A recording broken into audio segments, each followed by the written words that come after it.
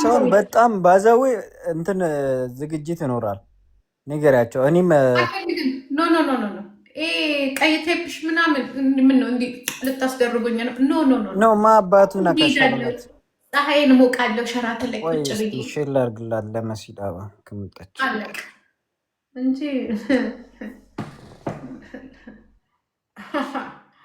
አይ እንደዛ እንኳን ሳይሆን በነገራችን ላይ ከባድ ነው ባዛዊ በትክክል መግባት አለብሽ መሲ። ወዝስ ታውቃለህ ነለች ማን ነው? እስቲ ረዲ የሚለውን አስገባኝ። ረጁ የኛ ፋሚሊ ናት፣ የኛ ፋሚሊ ናት። ነጁ ባታ ረጁ አይደለም። ነጁ አትገቢያለሽ? የኛ ፋሚሊ ነች እንጂ አንተ ተከትላ መጣ ነው። ኦኬ አስገባት። ቆይ አሁን በዙ እነዚህ ራሳቸውን ቀንሳቸዋለን። እንዴት ታዲያ ጂጂ ሰማሽው? ምን ማለት ነው ፌንቴክ ማለት ግን ትርጉሙ ታውቁታላችሁ?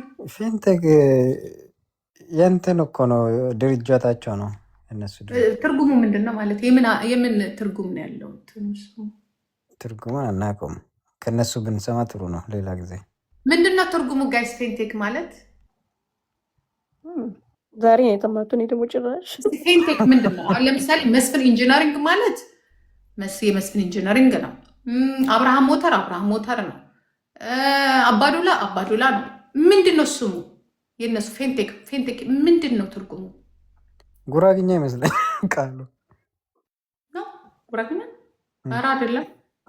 ዳኒ ራሱ ዛሬ ነው የተማሁት ከኔ ጋር ራሱ አልሰማሁም። ዛሬ አይደለም እንትናቸው ነው ካምፓኒያቸው ነው ስኖርታይ የነሱ ካምፓኒ የሌቦች ካምፓኒ ነው። ጀስት ካምፓኒ ኔም ያው አንድ ወንድ አመጣውልሽ አስታውቀኝ ስላልሽ ፊናንስ ኤንድ ቴክኖሎጂ ዩ አር ራይት አብሪቬሽኑ ማለት ነው። እኔና ዳኒ ግን በመስኮት እኮ ነው የተማርነው።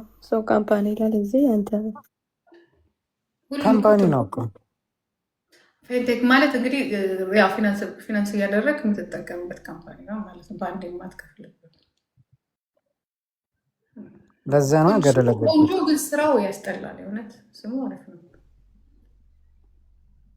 ግን አንዳንዴ ደግሞ የሆነ አስባለሁ መሰላችሁ እግዚአብሔር አያምጣ እንጂ አንዳንድ ጊዜ ደግሞ ጀስት በቃ የሆነ ነገር አስበው ተበልተው እንዳይሆኑ በሌላ እነሱ ራሳቸው ገባ እንደዛም እኮ ሀፕት ሊያደርግ ይችላል። ገብተዋል። የሆነ ሌላ ካምፓኒ ታምነና የመኪና ካምፓኒዎች ቻይና ያለውን ወይ የሆነ ሀገር ያለውን ሰምታይምስ እንደዚህ ነገር ሊፈጠር ይችላል። ቢሆንስ ዳኒ ምን ቢሆን እነሱ ራሳቸው ተሸውደው ቢሆንስ ተበልተው ቢሆንስ በሌላ ካምፓኒ ለምሳሌ የት ካምፓኒ ቻይና ያለ ካምፓኒ ማለት ቻይናዎች ሳይሆኑ ቻይናዎችን ይበላሉ የሚል ሌላ ቦታ ላይ መበላት አይችሉም። ዋይኖት ቢኮዝ ከሆነ እስከነሱ ጋር ሼር ያደረገ ካምፓኒ ናይጄሪያ ሊኖር ይችላል ወይ የሆነ ሊኖር ይችላል እና አቷሏቸው እስከሆኑ እነሱም እንደዚህ አይነት ተታለው ከሆነ ስራሱ ባለቤቱ ተታለው እስከሆኑ ይሄ እኮ የቢዝነስ ነገር ነው። አታቅ